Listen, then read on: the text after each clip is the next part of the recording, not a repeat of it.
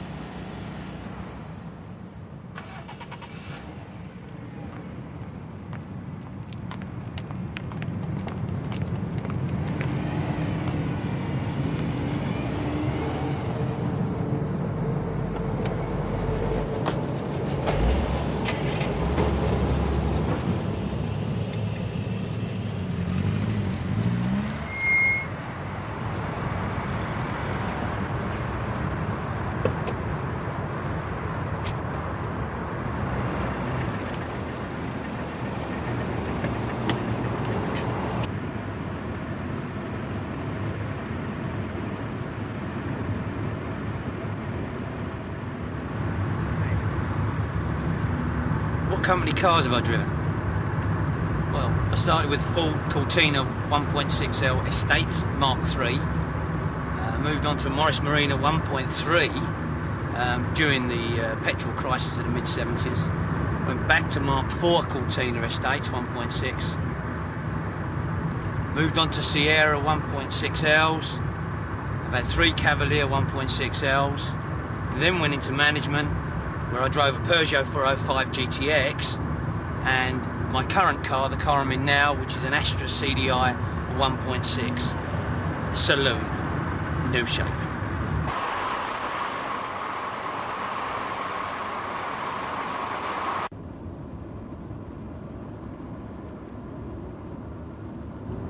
Some time ago, the company decided to look at the car policy for reasons, well, basically I think costs.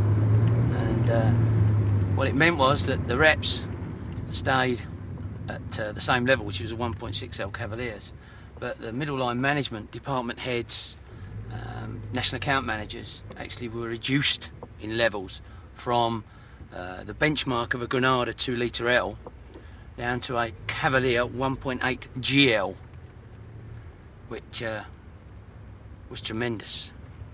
Which basically meant for someone like myself who worked hard to get himself into the management levels, suddenly found that he's driving a car basically the same as all his reps.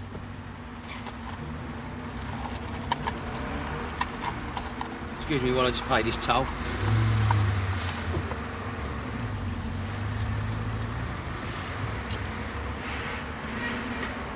Thank you.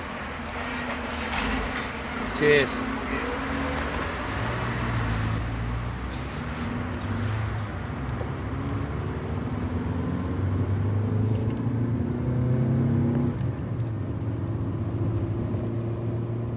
I'd already ordered my 1.8 GL, albeit extremely unhappily. And one day I opened the Daily Telegraph, and what jumps out of the page but the new Astra 1.6i CD Saloon, brand new model, wonderful looking motor car, spec exactly what I wanted. So I ran hotfoot to the guy who handles our company cars and said, "Hey, wait a minute, can I have one of these?" "Yes," he says. "It's more money, but we can save it on the fuel costs, so you're all right." "Fine," I says, "I'll have a white one."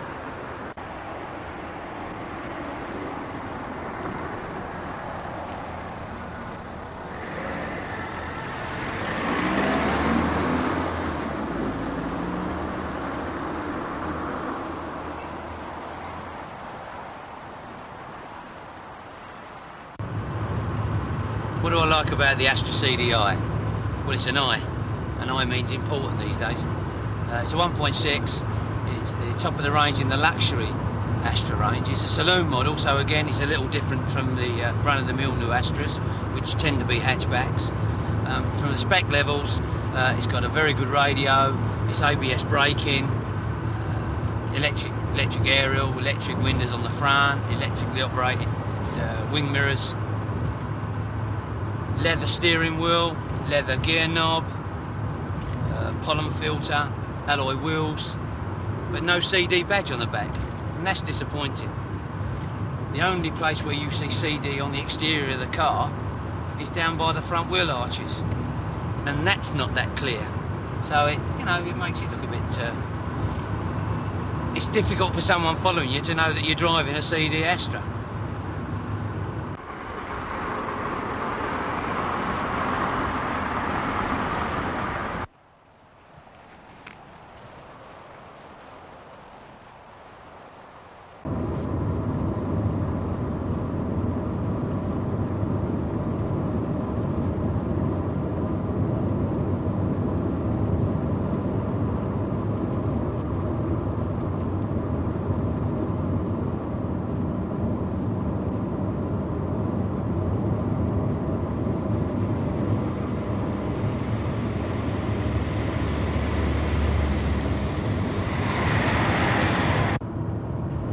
With a lot of company car drivers, what you tend to find is that whatever they're driving at that time is the car. That is the one. Last year it was the Sierra, this year it's the Cavalier. God knows what it'll be next. And I'm pretty much the same, I suppose, I've got to be honest. The salesmen are always right, aren't they? I mean, if I bought it, my judgment's bang on, isn't it? So if this is the car I've picked, then it's got to be the best thing around.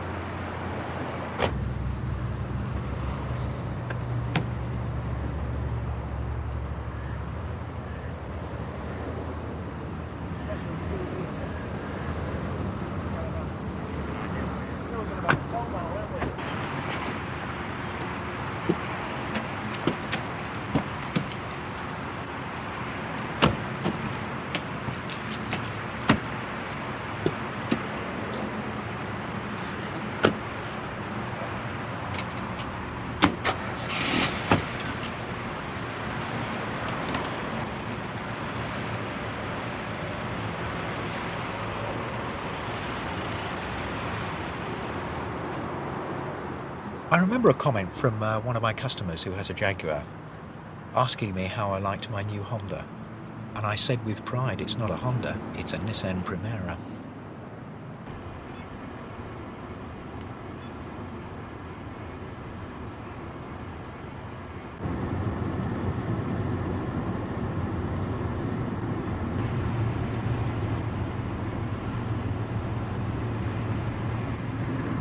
I decided to join a Japanese company, and at the third interview we got down to what reps really want to talk about, which is what the company car choice is going to be. And in the back of my mind I'd secretly got the idea that I was going to be driving a Honda or a Toyota to compare to my normal reps car is always a Cavalier or a Sierra.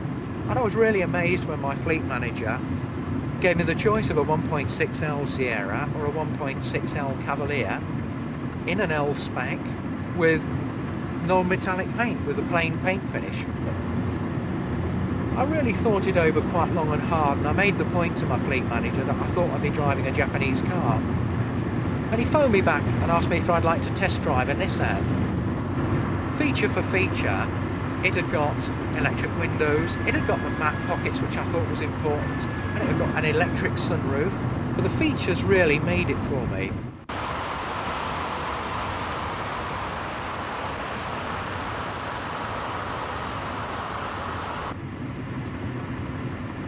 I can remember phoning up some of my old colleagues on my old company, and we often got round to talking about car specs, the car specs they were driving, and the car spec that I was driving.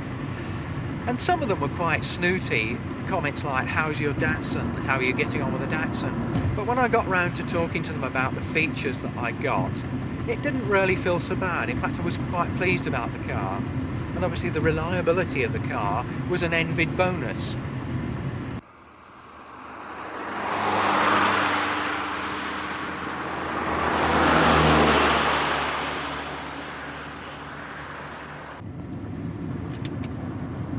My current company car is a Primera 2-litre LS.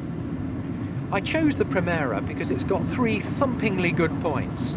Because I got twin overhead cam, 16 valve, fuel injected engine. One of those features alone would be enough to make a rep excited. The combination of all those features on the engine really swung the spec for me.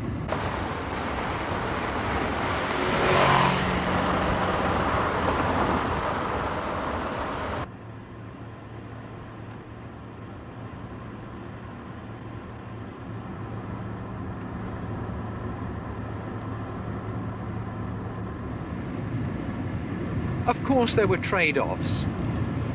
It didn't have the eye on the back of the car.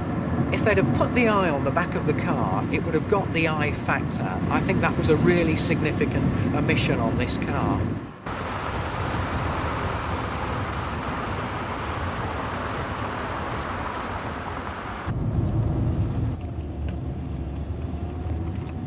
Reps spend an absolute fortune on petrol. On 120,000 miles of motorway driving, I finally got my colour television on Shell points, and the relief to go back to another brand of petrol was unbelievable after that. There it is, the little chef at last. One number 70 coming up for lunch.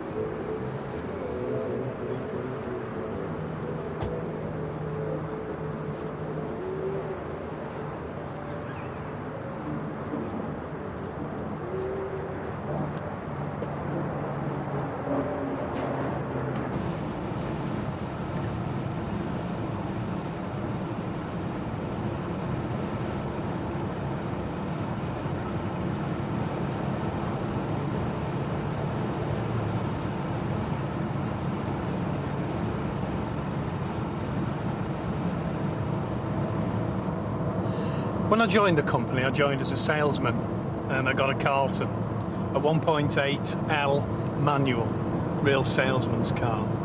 I was fortunate enough later on to be promoted, and that's when the trouble started. I wanted the car that I was entitled to on my grade. I wanted people to know that I really had been promoted. And as driving around as I was in the Carlton, people thought that perhaps it was a temporary appointment, and the customers were not that impressed either. I've got to say, I did make quite a nuisance of myself, and finally I did get my way and I got this car, and it's great. People now really know that I'm a manager, that I'm a senior person within the company. My customers know that, my colleagues know that, and my competitors know it.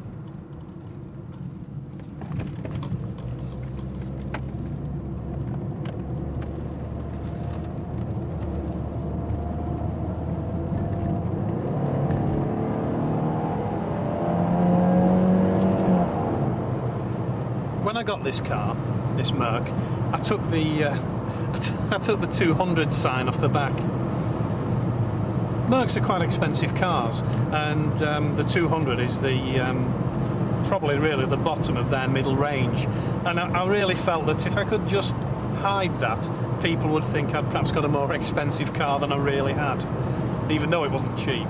So I took the 200e badge off the back. Sort of bloke I am, really.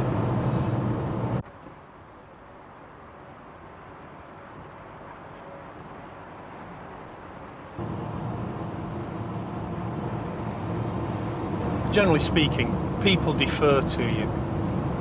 they just recognise the class and quality of the car. I'd like to think that rubs off on the person. So I find that people they move over for you, they give you a bit more room, they look at you, all those sort of things. When they see you coming up behind them in the mirror, providing you don't get too close, you don't drive too aggressively, they'll pull over and let you past.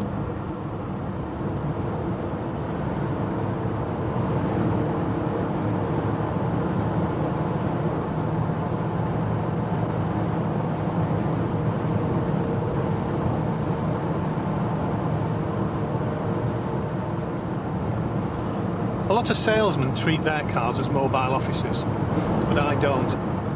I have a car phone. That's all I have, and that's for talking to people, for issuing instructions and talking to my salespeople. If I wanted a mobile office, I'd rent a room in a hotel. In fact, I do that quite frequently. If I'm en route somewhere, want to do any work, rent a room in a hotel.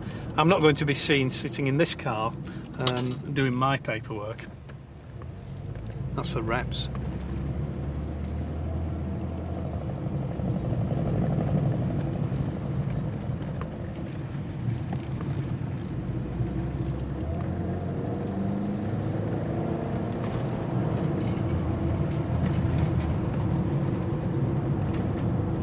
Company cars are very important to salespeople.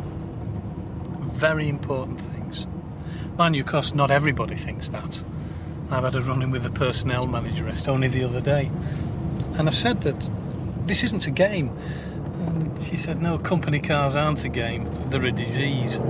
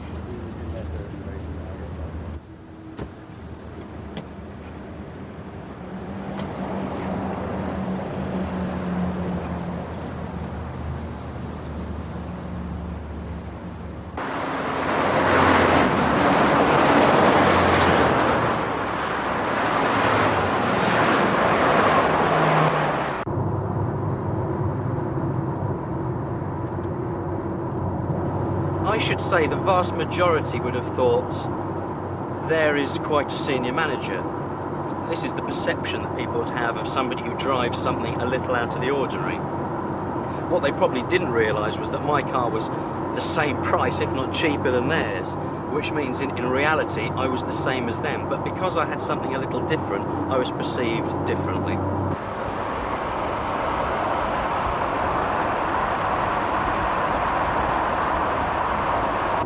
I knew I'd have to have a Ford car.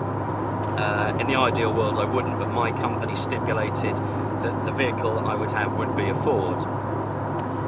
I looked at the price list, I looked at what I should have been able to have, and I noticed very early on that a Ford Fiesta XR2i was available to me, certainly in terms of price.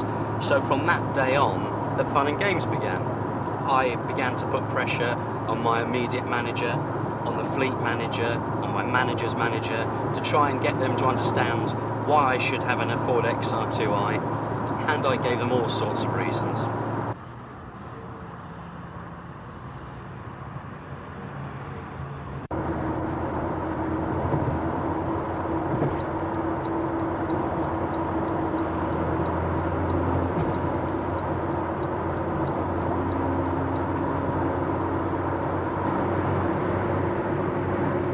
Every salesperson has to wear a suit, and when they're driving they don't like to wear their jackets.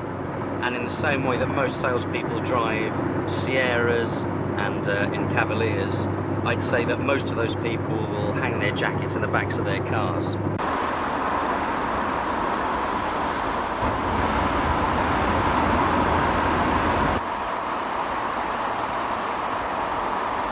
As far as I'm concerned, I wouldn't be seen dead with my coat on a hanger in the back of my car.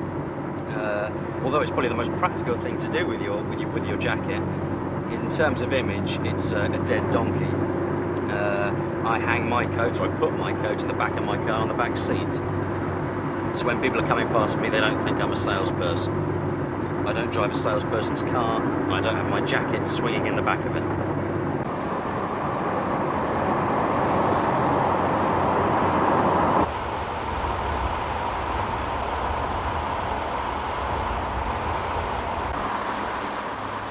The hanger I'm using today is a wood look-alike hanger from Marks and Spencer's, but I've actually got Yves Saint Laurent and a Harrods hanger.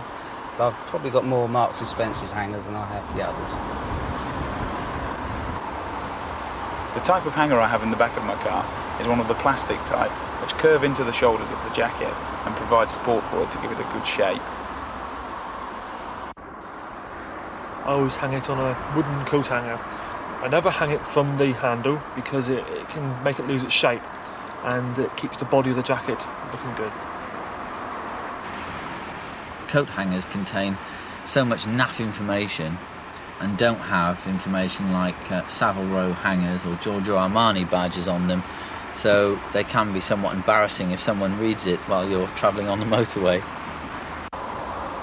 Normally I hang the coat on the coat hook, which most cars have got. Unfortunately, on this particular car, the coat hook broke, so the coat has to lay on the back seat.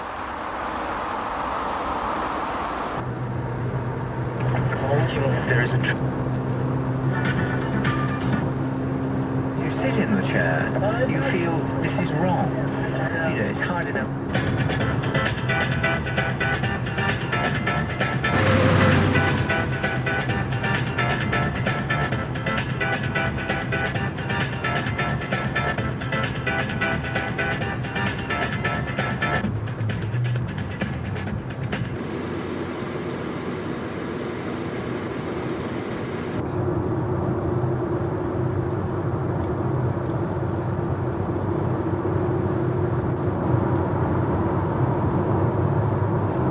Every experienced motorway driver knows that certain cars are better than his own, and very often you'll find yourself in a situation where you're going near the top speed that your car has, and there's a guy in a Mercedes or a Porsche coming up behind you, and you just pull in because you know that his car's better than yours. And you're just acknowledging that he's got more power than you.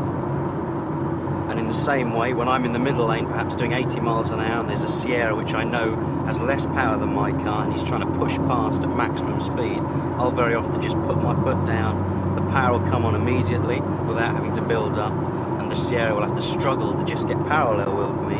And the best result is that he'll probably end up going back into the middle lane, and his attempt at overtaking me has failed, and that's a success.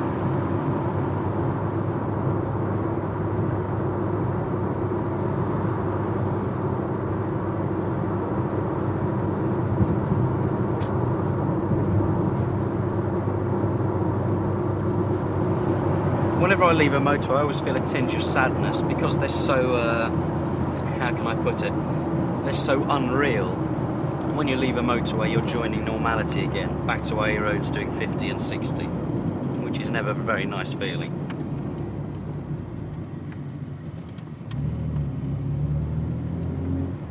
Back to normality again.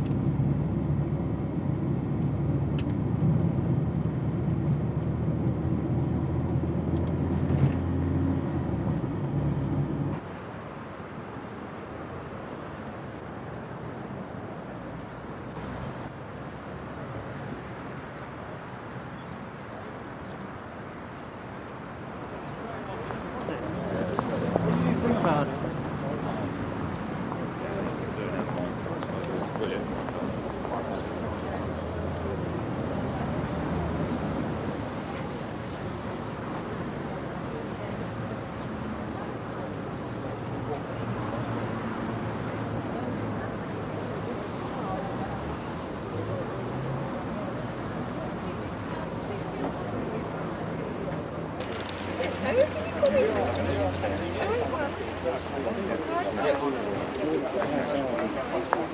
see if you can help us.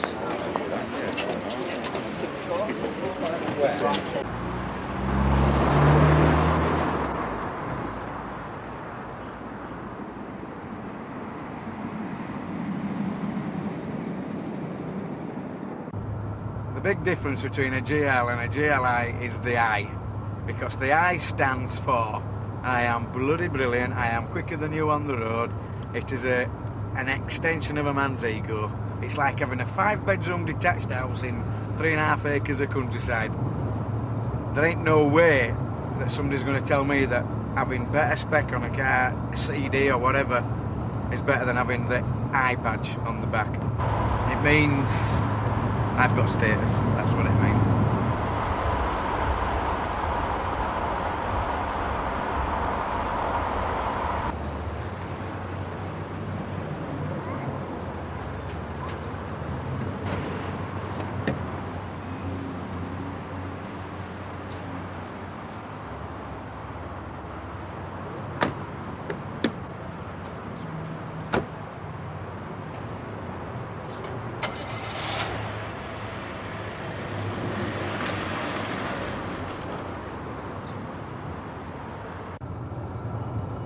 First thing to do is, if somebody's up your tailgate, wanting to get past, you have a look in the mirror, you can see it's a Vauxhall Cavalier, you have a look at the bumpers, if it's got colour-coded bumpers, that means if the bumper's painted the same colour as the car, it's something other than a base. It's got to be at least a GL, so the chances are it could be a GLI, so you're on a par with that guy. But if it's got like headlight washers, you look in the mirror and it's got headlight washers, you think, oh my god, it's an SRI, it's a CDI, it's a GSI.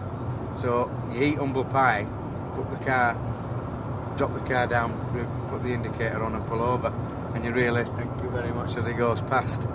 But there ain't no way somebody'd go past in a base. Not if they're going to the same place as me.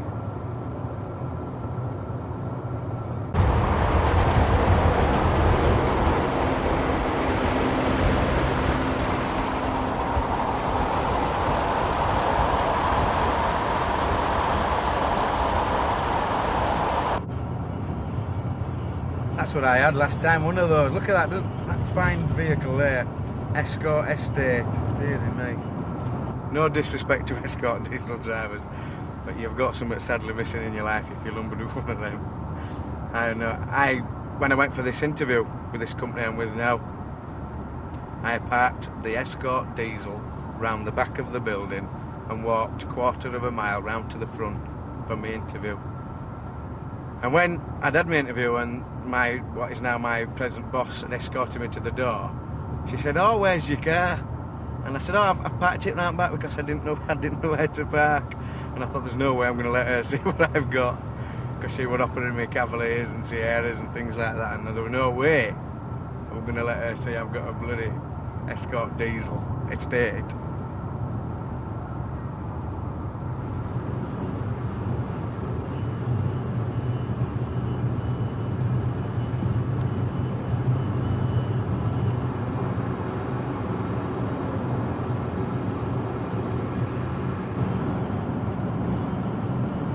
Look at that, for all the environmental people that harp on about diesels. Look at the shit coming out of that diesel van. And they try and tell me that driving a diesel is more environmentally sound. Look at the shit coming out of that. And that's on a brand new, it's on a K plate. Jesus wept.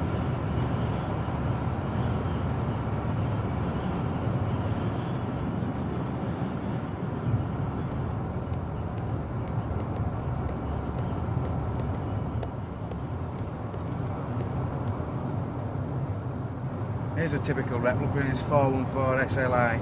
He's got his jacket hung up on a coat hanger, doesn't it look pretty? He's got his no smoking little ticket hung down off his passenger visor. Mr. Stereotype.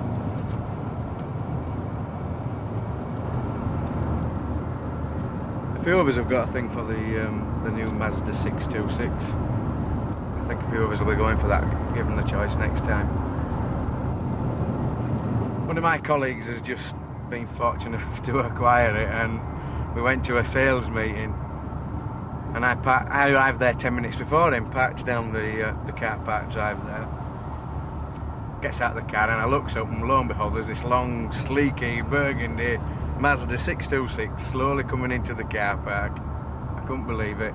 Out gets my colleague, looks me straight in the eye and said, "You're jealous, aren't you?" And I said, no, all the car's part and parcel of the job, and I come out with all the bullshit that you would expect. And he knows deep down that he's beaten me with that one. But I'll get one. If I have to die, if I have to work till I sweat blood and die, I will get one of them.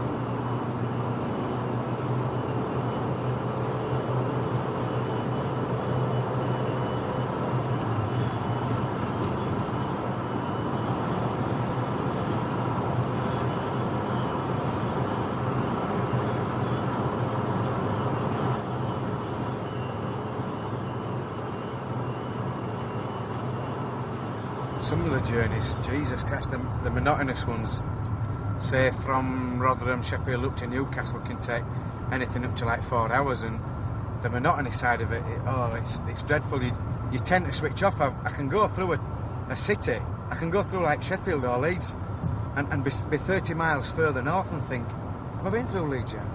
Have I been through bloody Sheffield? Which way did I come? And it's a real problem, is monotony, and you've got to switch off from it sometimes. Although I'm sure my driving's safe, I do switch off. I think about the wife, the home. I think about football. Saturday, oh great, it's Thursday today. I've only got tomorrow, then we're off to football on Saturday. And I'll arrive somewhere, and there's big chunks missing out of the journey because the road becomes that familiar that you tend not to take as much notice as if it were a fresh journey.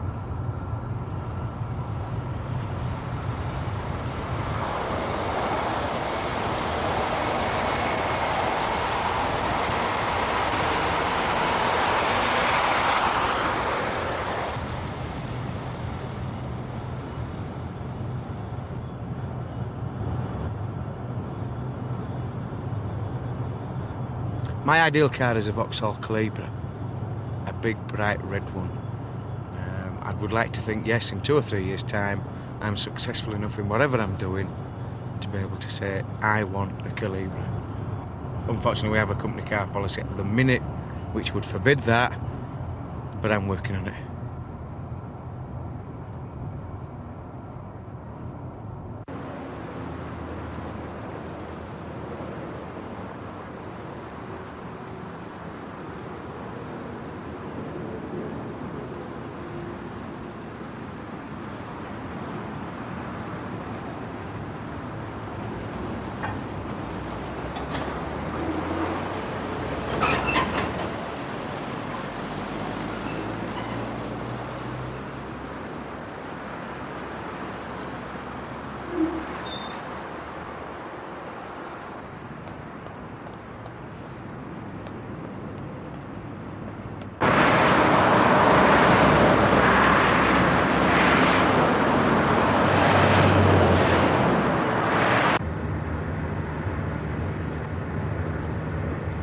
Basically, this Maestro is crap. I feel as though the company have quite frankly, shit on me, for want of a better word. But I've not been treated very well at all. Certainly not the way I was promised I'd be treated. Still, better that than having a job than not.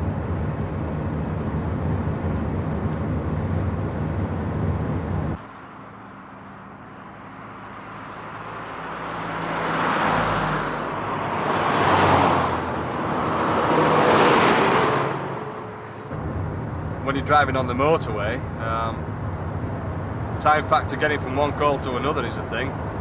The fact that you can easily get overtaken by HGVs quite easily. What worries me about it is that there's no power there.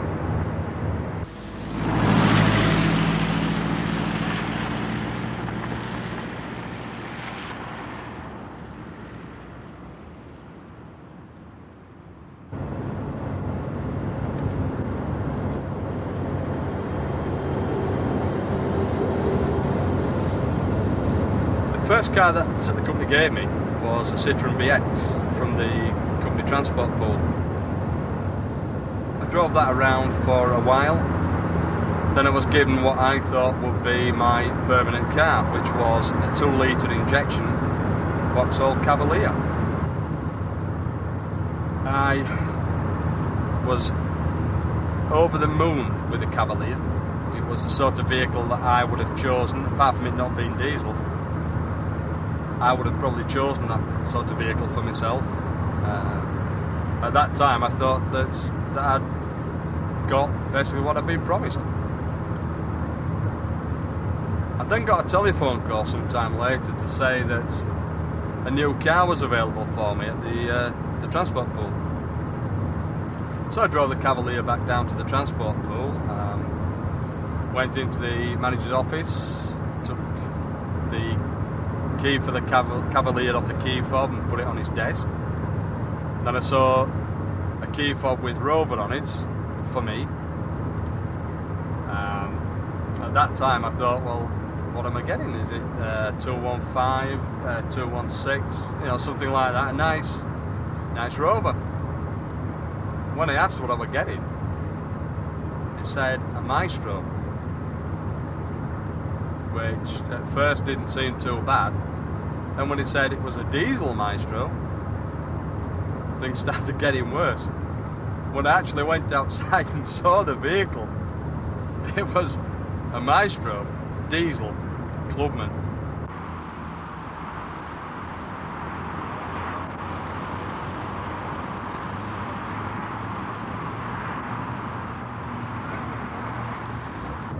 My heart sunk. I felt absolutely sick. I just handed over the keys to a 2-litre injection Cavalier down to a basic Clubman. I felt absolutely shattered. I actually drove it back up to the depot where I work from. All the staff obviously came out to have a look at the new car and basically fell about laughing. Apparently all the staff knew what I was getting in advance. They thought it was highly amusing, the fact that I felt so let down. It really was a sickening blow for me.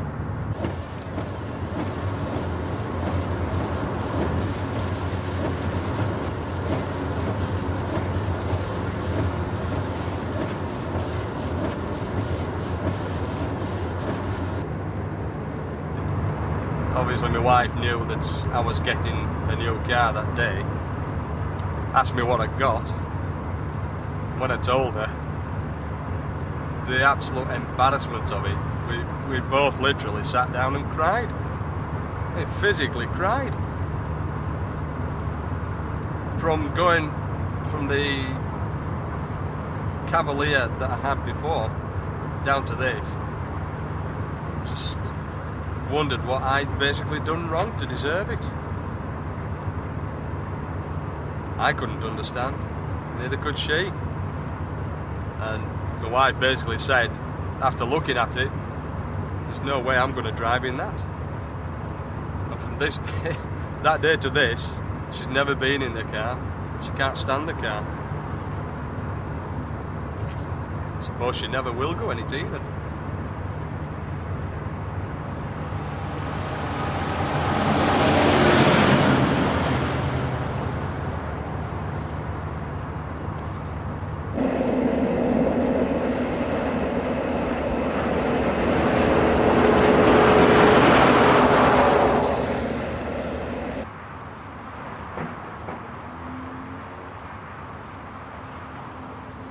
When I had my Cavalier 2-litre injection, like most reps, I'd hang my coat up in the back, basically as a status symbol. I don't do that anymore. I simply lay the coat on the back seat. If I go into a service station or anything like that, again, I'll try to be as inconspicuous as I can, even to the extent of removing my tie and trying to look like a Mr. Average, a family man, rather than a company car driver.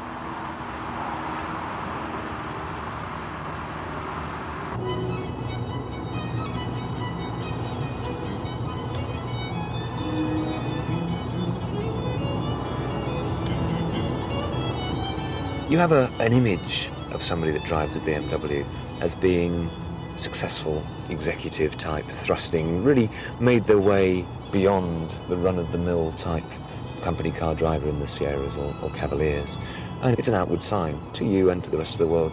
You've made what is quite a big step and achieved things.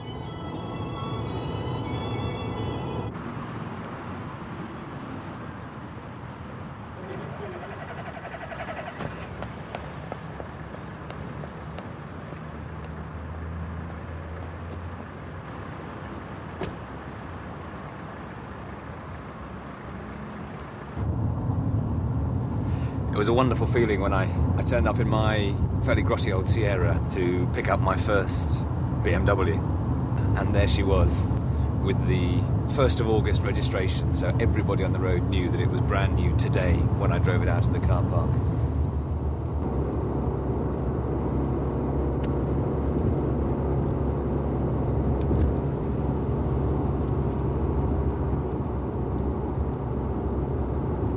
The company I was working for at the time, when I was driving the BMW, ran a sales competition for which the prize was a sports car.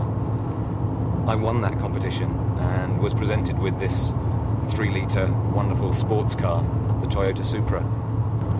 It was an interesting move going from quality German to the Japanese manufacturer. You're not a Cavalier or a Sierra driver, but also you're not a BMW or Mercedes driver. And if people are making some sort of judgment from your car, as almost everybody does, it's very difficult to pitch what that reaction is going to be if you're driving a Japanese car.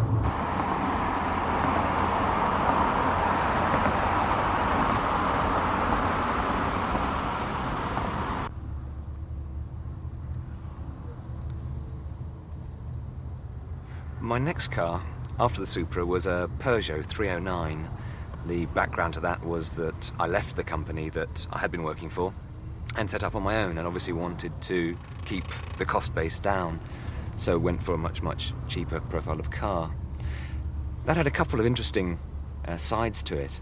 I'd turn up at the cricket club. One day I'm in a smart sports car, the next day I'm in a small, grotty French saloon car. And I wondered very much what my friends at the cricket club thought about that. Has he gone down in the world? Is he failing? All those sorts of thoughts. It had also an interesting business ramification, because I'd turn up at clients and I wanted to portray a good image of the company. My business card said director on it. That's what I was. And yet the car didn't really reflect that sort of image. And so just once or twice I'd park it round the corner and walk round just to make sure that the clients wouldn't see me in a car that wasn't befitting to the position that I was trying to portray. Terrible to admit, isn't it? But it's true.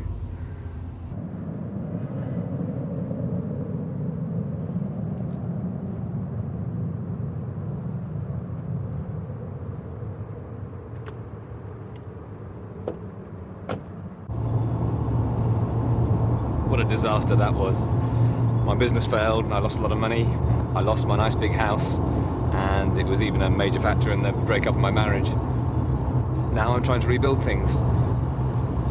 I got a job for a short while with a Cavalier, and then I moved to my present company, where the benchmark car for my job as regional manager was, and still is, a Mercedes 190e. I didn't really want a Mercedes. I know it's a lovely car, but somehow the wrong sort of image, wrong sort of profile for me. And so over a period of time I worked on my boss, really by saying, if he really wanted to motivate his new employee, shouldn't this be something that he should be considering? And indeed it worked. that actually gave me another slight problem, of course, because I had a different car coming to me than my contemporaries. And the last thing I wanted to do joining a new company was upset them. So I went through a process of just laying the ground rules or foundations a little bit, saying that I hoped I was getting a BMW rather than a Mercedes. And then a few days later, well, I hoped there was going to be a few bits on it. Whereas, of course, I had specifically asked for the leather upholstery, for the sunroof, for the quality radio cassette. And so in that way, when I actually arrived with the BMW, I didn't put their noses out of joint. And that was important, having just joined a new company.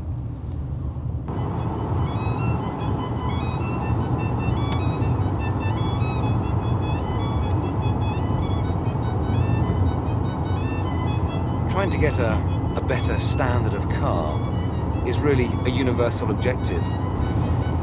And so, I suppose what I'm trying to do is strike a balance between the thrusting achiever driving his 2-litre fuel-injected BMW coupe and also being a nice guy. And that's not easy.